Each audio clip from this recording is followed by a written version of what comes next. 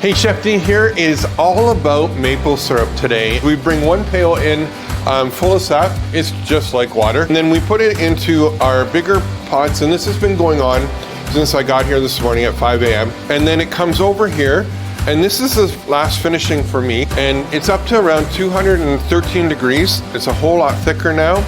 We're gonna bring it up to one more boil. We've put it through our cheesecloth, strained it. We're gonna strain it one more time.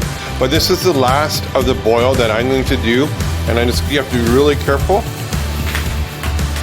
As you just see what I just did. And now we're just gonna strain it one more time through our cheesecloth.